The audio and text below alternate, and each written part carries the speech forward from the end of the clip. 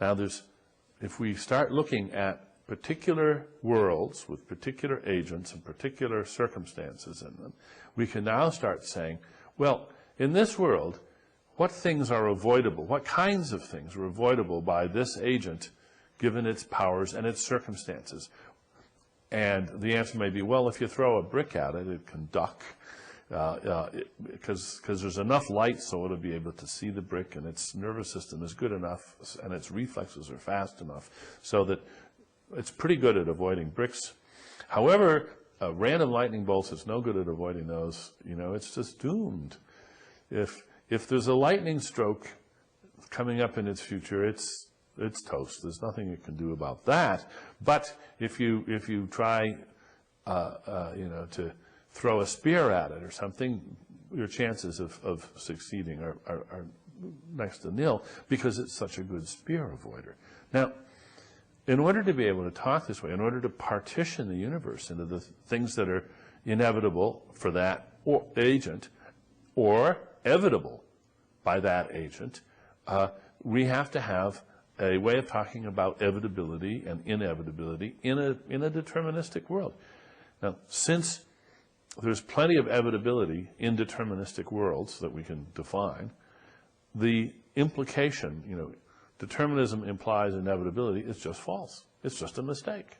It's thousands of years old. It's not been pointed out. It's just a mistake. So natural selection creates harm avoiders. Natural selection is an explosion of evitability. We've had huge increases in the degrees of freedom. Mm-hmm.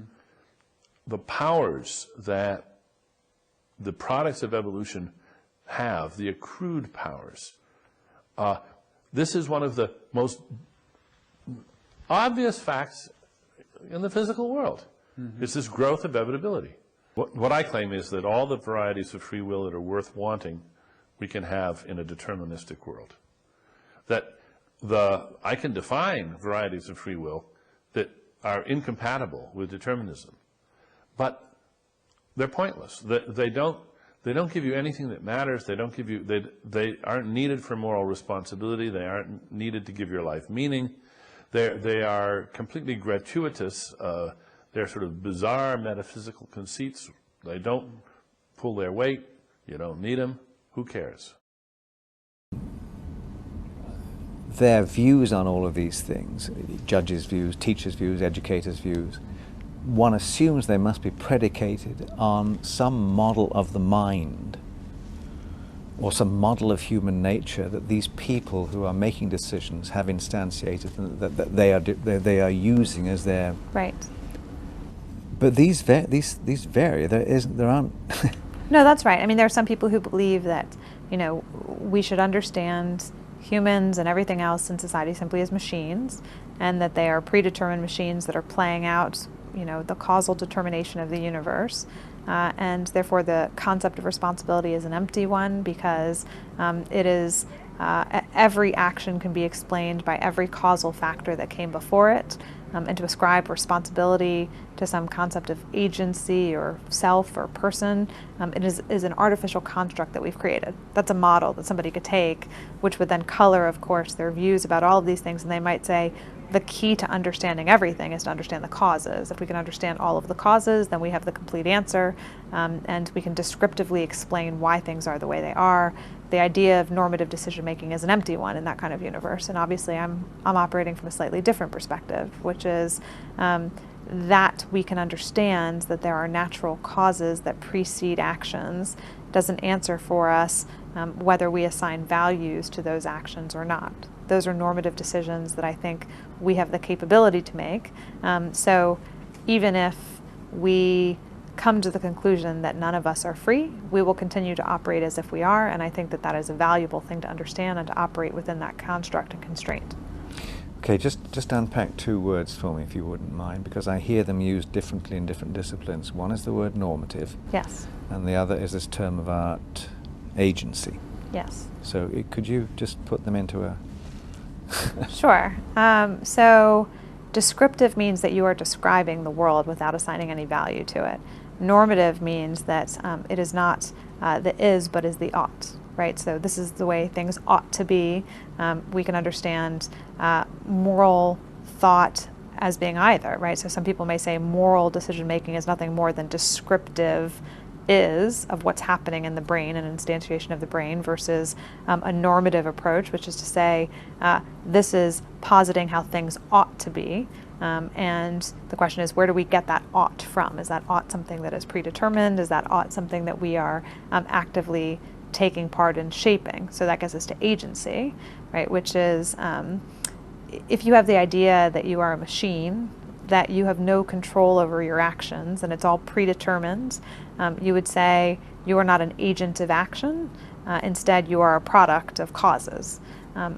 By contrast, you could say that if you believe that decisions and actions emanate from some aspect of you, something that you identify with, then we could say it is your agency that is bringing something about. And you might say, if I have a reflex, right, to raise my hand, you knock my hand and I raise it, that might not arise from my agency.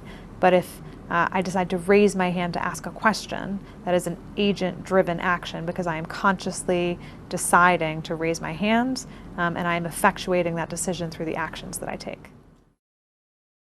I don't believe there's such a thing as free will in the sense of a ghost in the machine, a spirit or soul that somehow reads the TV screen of the senses and pushes buttons and pulls levers of behavior.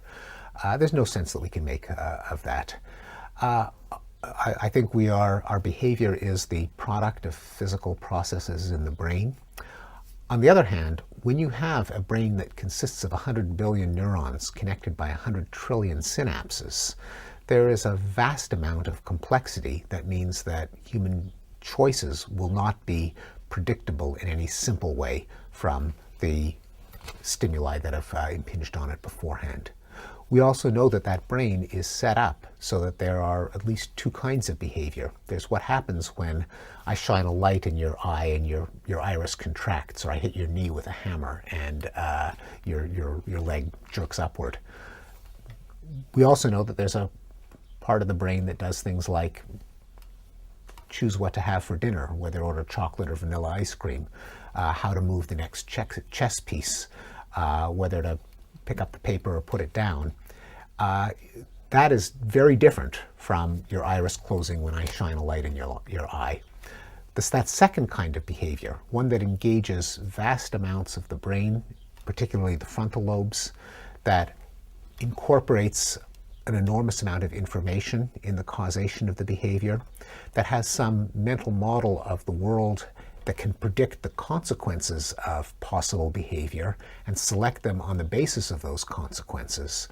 All of those things carve out the realm of behavior that we call free will, which it is useful to distinguish from brute involuntary reflexes. The first problem is that we live in a world of cause and effect, and either our wills are determined by a long chain of prior causes, and we're not responsible for them, or they're determined by some random influences, and we're not responsible for them. And no matter how you turn this dial between the iron law of determinism and randomness, this notion of free will doesn't make any more sense. There's no way of combining chance and determinism that makes sense of free will. And even if you believe that each of us harbors an immortal soul, this problem of responsibility remains. I cannot take credit for the fact that I don't have the soul of a psychopath. I didn't make my soul. If I had truly been in this person's position, if I had the same genes and the same brain, the same life experience, or the same soul, I would have done exactly as he did and for the same reasons. So the role of luck in our lives appears decisive. But the moral significance of luck, valuing it and making it morally salient, this poses a problem to us. It seems to undermine our notion of right and wrong and good and evil. Two things really. One is that when you look at the brain and the brain's functions, there's nowhere where it all comes together that you can say, well, this is the part of the brain that is the control centre, really. It's all over the shop. It's all over the shop, and different functions are distributed in different ways. And the only thing that brings together is, well, two things. One is the body, so we're more or less the same body from one day to the next. So when you look in the mirror, it's the same as it was last time you looked in the mirror, more or less. And I think it's the story. And so those are the two aspects of the self that I think we've begun to understand a bit better in terms of how the brain constructs these ideas. Is there any point in asking where the stories come from, or why we would choose some stories over others? Well, you have to make sense, in order to survive in the world and in society, you have to make sense of who you are and who you are in relation to other people. And although I would argue, and other people would argue, there is no inner essence that is the person, we nevertheless have that construct in mind. So we have to have that. In other words, I'd say I don't believe in the ego. I'm more of a so-called bundle theorist. I think bundle theory is true. Explain bundle theory. There is no inner essence. We are built from language and memory, that from those materials we construct a story that is consistent from one day to the next, that helps us negotiate the social world. And that's what we are, that's the bundle, but there is no inner essence. You can strip away strands of the bundle, and that happens in neurological disease. So people lose language ability or memory ability or perceptual skills. But the bundle rolls on until it stops. But there's nothing in the middle of it. What I was about to say was that although I think that's true, I can't really get my head around it. And I don't believe anybody really can. And I think that there's a real kind of paradox there, which is the paradox of what it means to be a person. So the brain is constantly reshaped, reorganized through experience. We change all the time. The fact that you can change it biologically through drugs or through head injury or whatever. One of the first cases in the book, the eggshell boy story. He fell down a lift shaft. He fell down a lift shaft and was left with very severe brain damage. That really shook me. I was a new trainee at the time. That really left a mark on me, and I realised that I wasn't. You go through childhood and adolescence thinking you're pretty immortal and invulnerable, and you suddenly realise that, well, actually, the world is. We are fragile things in a difficult world, and a random world, a capricious world, and that was a shock. So yes, but if we don't accept that we're fragile, then we run into other kinds of problems, and it's part of becoming insightful about what it means to be a person is to realise that we're fragile. Well, there are a number of different positions here, and it's very important to understand how they fit together. So, first of all, we need to ask, is the thesis that we have genuine free will compatible with determinism? Now, when I say genuine free will, what I take that to mean is the kind of free will that is required for moral responsibility. Is that compatible with determinism? Well, some people say no, some people say yes. If you say no, then you're an incompatibilist, and it follows that at most one of the two theses can be true. Of course, neither of them might be, but at most one of them can be. So those who say that we do have free will of the morally significant kind, but that determinism is false, they are called libertarians. So if you hear the word libertarian in the context of the free will debate, that's what it means. Someone who thinks that free will is incompatible with determinism, that we do have free will and that therefore determinism is false.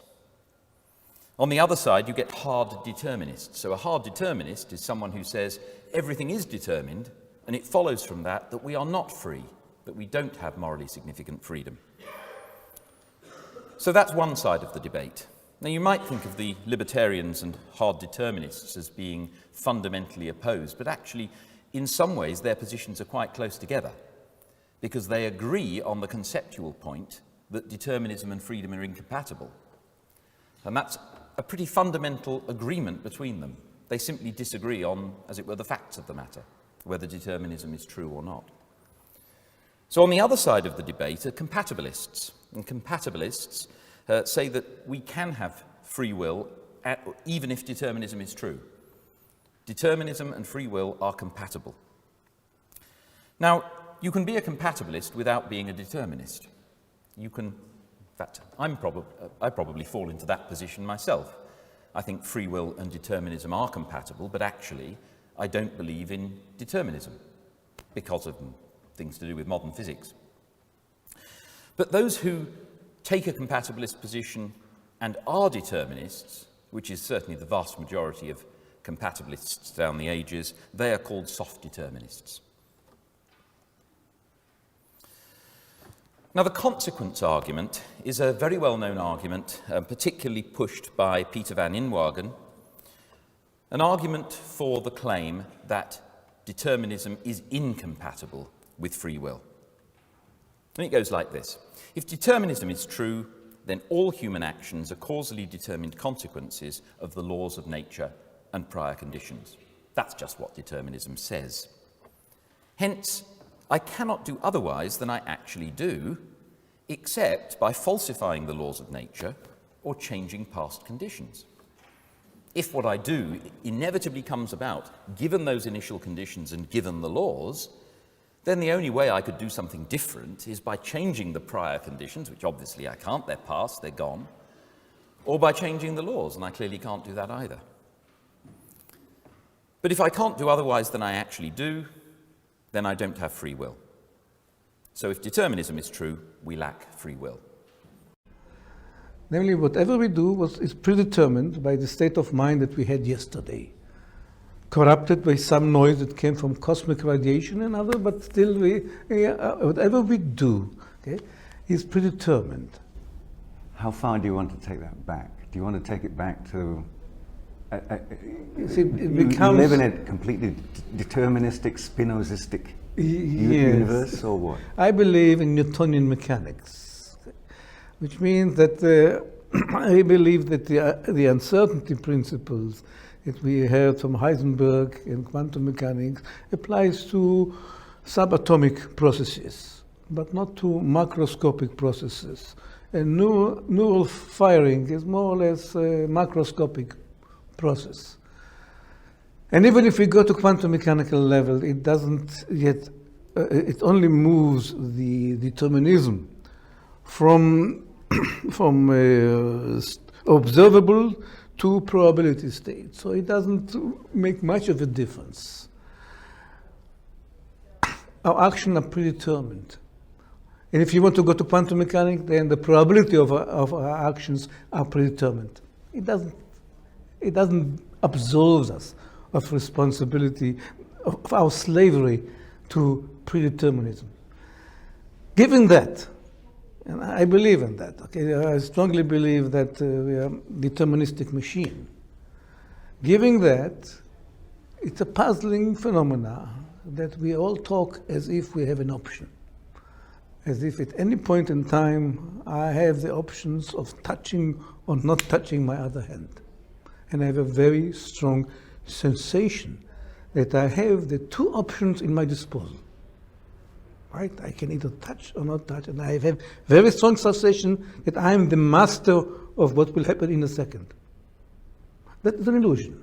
I'm not master of what will happen. But it's a very useful illusion because evolution apparently found it necessary to equip us with that illusion. And we have survived fairly well with that illusion. And we communicate effectively with that illusion.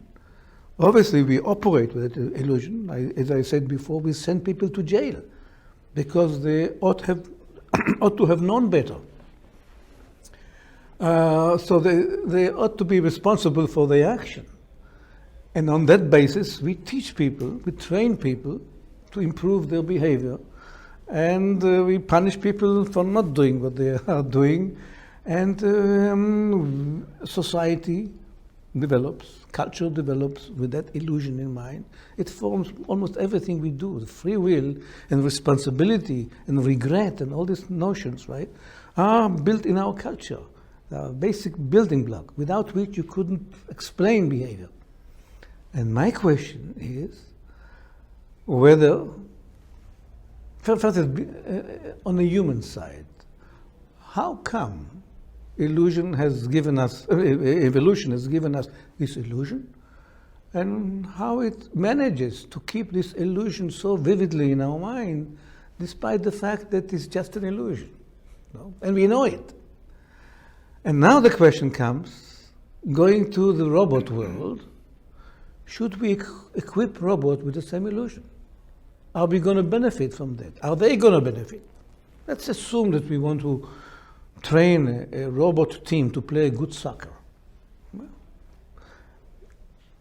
part of playing soccer means to have people appreciate the playing in teams. So should we, for instance, equip robot with the ability to tell each other, you should have passed this ball, and the reason we lost this game is because you haven't done what you're supposed to do, therefore you are being expelled from our team. Okay, I'm going to take another robot. Does it make sense? Apparently it works for human. This communication language, I'm talking now about only in terms of communication language, not what it means really to have or not have free will. Should we equip robots with that kind of illusion? Because as robots, you and I agree that they don't have free will. They will do whatever they were programmed to do. Okay? Like we are doing whatever we were programmed, and still we built up, on top of our programming, we built up this illusion of being responsible masters of our actions. So that is a simple computational problem. Would a robot team play better if we equip them with that language, vocabulary of free will? Now, part of what I suggested, at least with regard to the folk psychological story, is that we tend to think of our decisions as created within a sort of causal vacuum. And so we need to ask the question, can we have a conception of voluntary choice where we recognize that causality operates? So I'm going to give you a little bit of history, and then I'm going to go into some detail on what contemporary psychology has taught us about these things. David Hume in the 18th century, I think, gave the classic response to Descartes, who really did think that unless you had uncaused choice, you were essentially a puppet. And Hume made the observation, simple, clear, as many of his observations were, that in fact, of course, decisions must be caused by background, antecedent, desires, character traits, moods, temperaments. All of these things must be part of the causal background. But the kind of deeper point, in a way, that he made that really surprised people was that uncaused actions or uncaused choices would actually be, in a certain sense, random and kind of nuts. So suppose that, for example, all of a sudden, with no causal antecedents, I decide to sing Strawberry Fields. Right? And you say, well, why did you do that? I mean, you don't have a good voice. You don't typically do that. Nobody wanted to hear it. I just decided. You'd be worried, right? You would be worried. And I think it's a point that many quantum physicists who think that the solution to the problem of free will is going to be found in quantum mechanics have totally failed to understand.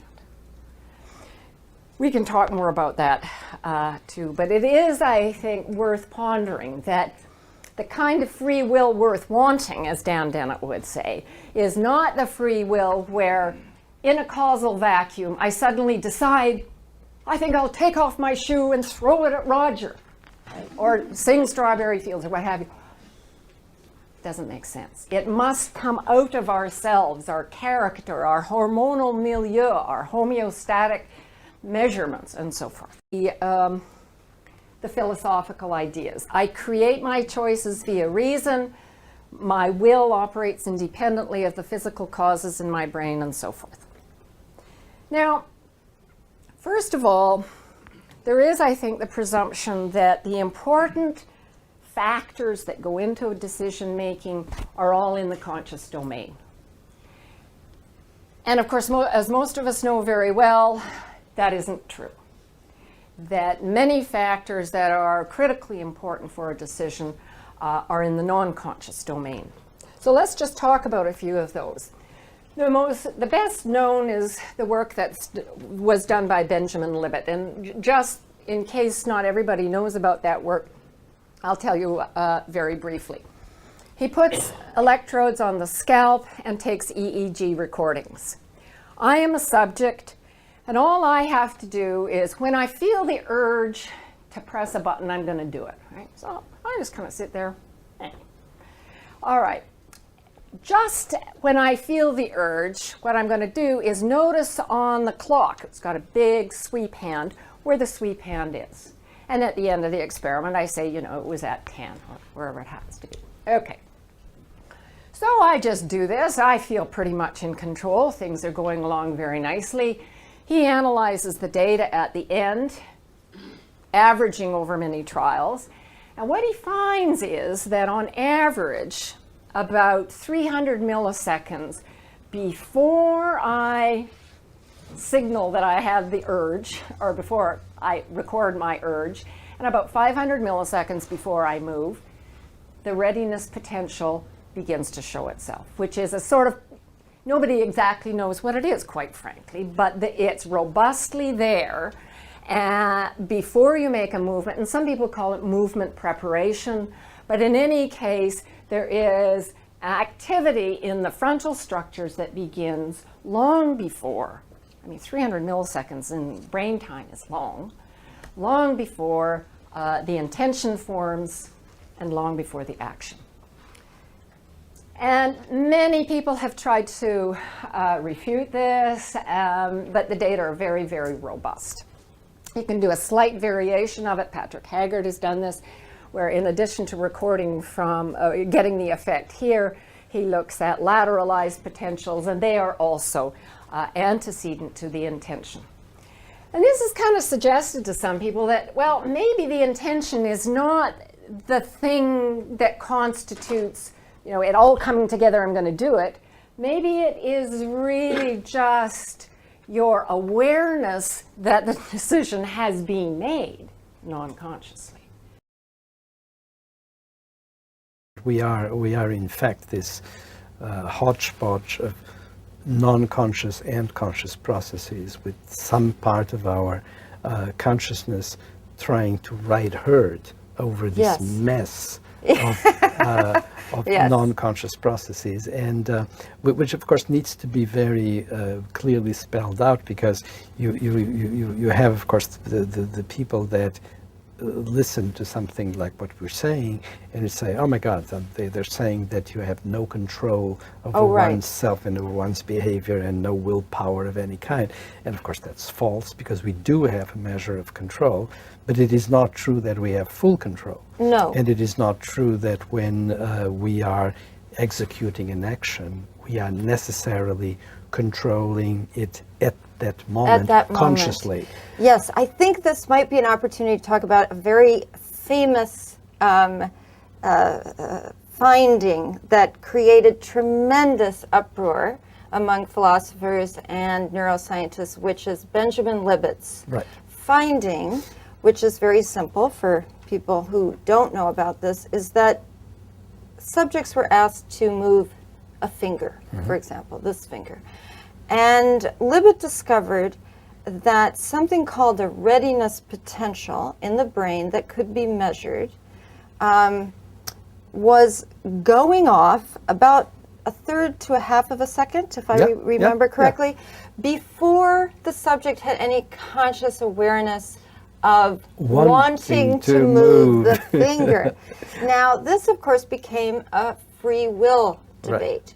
And when I read these findings and read other people talking about them, I remember saying to myself, does free will necessarily have to be, first of all, a fully conscious action? I mean, if you're thirsty and you get a glass of water, you don't necessarily have full subjective linguistic consciousness of getting a glass of water, right? So, but also, I think you might want to refine this notion of the degree to which a finding like that does not tell us that we have no free will. Well, it doesn't, because in fact most of the notions that we associate with deliberation and decisions that are important for one's life are not taken the same way that we move this finger or that we pick up the glass. Right. When we think about important decisions in one's life, when we think about, for example, what we're going to do with ourselves in terms of one's career, or what we're going to, how our relationship's going to be, whom we're going to get married to or live with. Those decisions are not taken on the fly. Those decisions are in fact deliberated. And I love the word deliberate, yes. And it's a word that has sort of disappeared from the vocabulary of decision-making studies, but that's exactly what you do. And sometimes you deliberate for over minutes or hours, yes. Or weeks or months. Yes. And you do it not in the moment of execution of the action, you do it offline. You take yourself away from the moment, and you put yourself in a space that in fact competes with what you're doing in the moment. And there are a lot of aspects to consciousness in terms of the mechanisms that the brain uses to produce consciousness, to produce the self in particular, which is the central feature of consciousness, and a lot of things to say about the consequences for human beings of having consciousness the way we got to have at this point. And that's what I wanted to get out in Self Comes to Mind. And the title came very naturally because it points to the fact that consciousness is really made of two parts, self and mind. Mind, which is the basic component, a component that in fact animals have as well, and human beings always had. But self is something else that comes within the mind and that arrives within it, and once that happens, consciousness emerges. And the subtitle of the book tells the rest, which is Constructing the Conscious Brain. We're talking about a process that, of course, emerges from the brain, within the brain, and the issue of construction is very essential here. That's why in Epigraph you have a very famous statement by Richard Feynman, which is that what I cannot build, I cannot understand. And there's an idea that by knowing how to build, by deconstructing the machine, you're going to be able to understand how it actually works. Right now, for instance, I am really on the warpath about free will, because there's a veritable chorus of neuroscientists who are saying free will is an illusion. I mean, exactly in those terms, free will is an illusion. And I said, well, I just want to calibrate your view. I want to know, is solidity an illusion? Are colors illusory? Are dollars an illusion?